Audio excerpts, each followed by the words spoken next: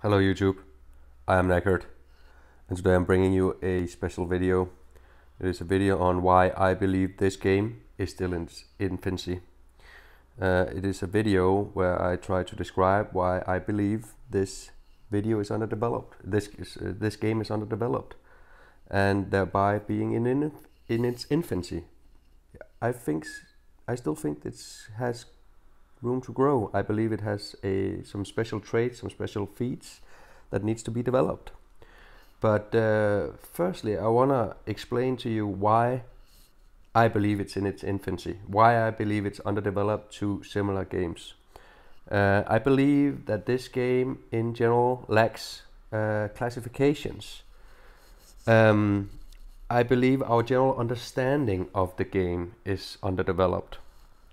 I believe that, for example, with classifications, I believe we still don't fully understand or have grown a scientific understanding of deck builds.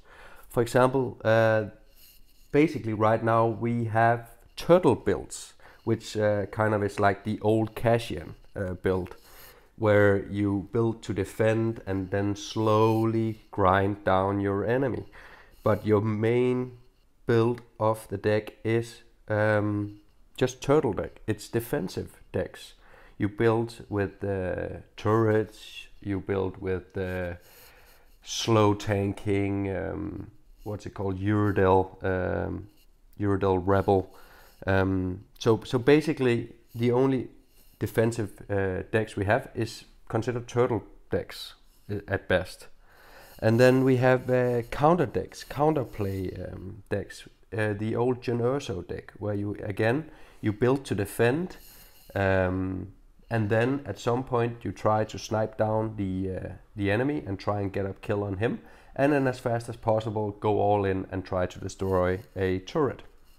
Ray has a similar characteristic, I believe. She is a bit of a counterplay leader. You try to get a steal in and then quickly overwhelm the enemy in a kind of a blitz move. And then we have the probably most predominant type of leader, which we are seeing right here, the suicide leader, the all-in. You just go in there and you try to just blitz down a tower with an overwhelming force, the suicide builds. So basically 3 builds only on at this point, which are in no way being utilized to full. You have the turtle builds, you have the counterplay builds, and you have the suicide builds. But in my opinion, there are more builds out there that are just not fully understood yet. The best game example I can give that has a pretty well developed build understanding is Hearthstone, like the summon priest, the what's it called, the fatigue priest. So you have a archetype within the leaders, within the heroes, where you build the decks around the leader characteristic. But in this game, Star Wars Force Arena, we don't have any kind of scientific approach to building decks. And in order for this game to grow and build, I believe we need to build the scientific understanding of this game. And that is also why I believe this game is underdeveloped. Besides that, we do not understand specific card combos to the full extent. This is by looking at Reddit and looking at forums. We don't really have an understanding of DPS. They do provide the data to actually build combos on specific card combinations that do high DPS with a decent amount of tanking ability. So the information is out there, but we need to approach the combination and the building process, breaking that down and making deck combos that goes into various types of deck builds. Besides the whole DPS understanding and the tanking understanding, is the leader's abilities. You have Rey who can deflect, you have Luke who can deflect, and you have Obi-Wan who can deflect. But they each of them deflect a different amount of DPS. So for example, you have Luke, who I believe deflects the most. Like, let's say he deflects 75% of the incoming range damage. His adjusted hit points should be a lot higher against DPS units. You have Yoda, who forces the enemy to miss their attacks. So his adjusted health points should be a lot higher. If he have 1,000 hit points and the enemy misses 30% of their attacks, his adjusted hit points should be a lot higher than 1,000. It should maybe just a very simple calculation. This is in no way correct. His adjusted hit points should be around 1470 or something like that. And we need to understand that. We need to be able to put in the adjusted hit points of our tanking units.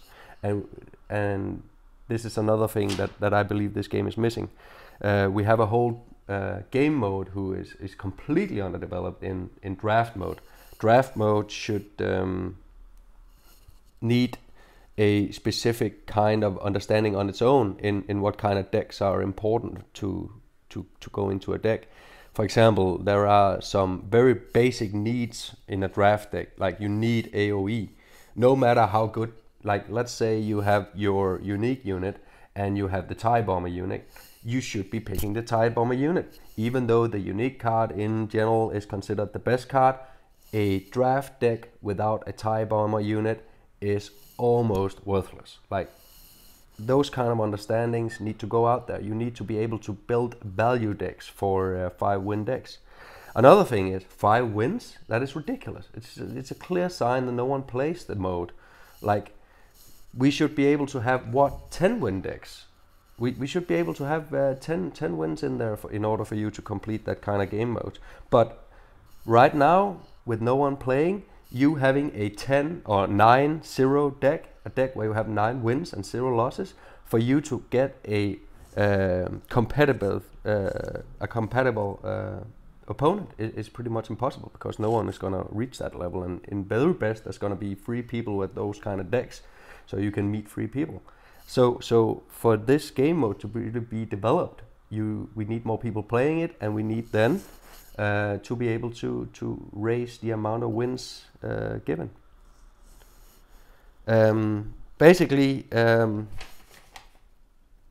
I believe, as I said, like 3 things: deck builds, 2 the kind of deck combos going in there, 3 draft mode needs a better understanding. Like 3 big things, I believe. So what can hold this game back from its development? It's been out for over a year. Like, why aren't these things already being discovered? Why aren't they being worked on, these things? Because I believe it's being held back. I believe the game is growing some, and it is actually growing decently. Like, the wait times are kind of down, and it seems like there's more people on the ladder. Me finishing at 6,300 points leaves you at approximately 500 in the world, and that's actually a lot lower than it used to be. So more people are playing, but there are not enough people playing. And why is that? Because I believe that a lot of people are feeling that they're getting a repetitive experience. I believe a lot of people are getting a negative experience because they are not able to compete.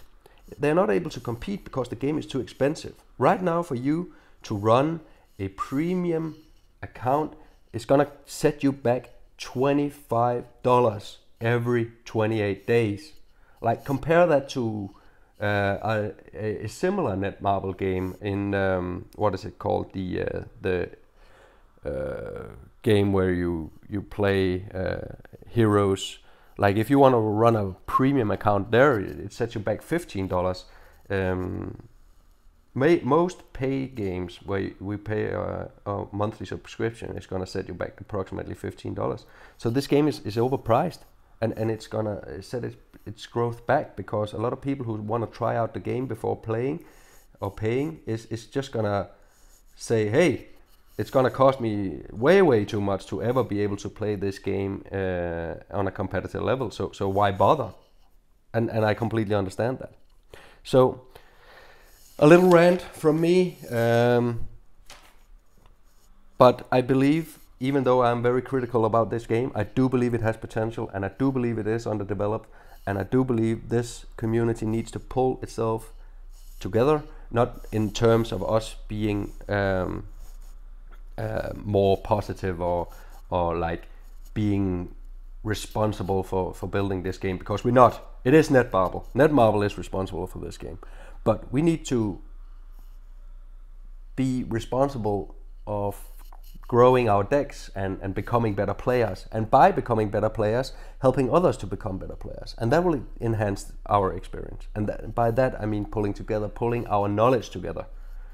And yeah, anyways, a bit of a rant. I hope you enjoyed it. Make sure you subscribe, and I wish you the very best in the arena, and may the force be with you all. Good luck, guys.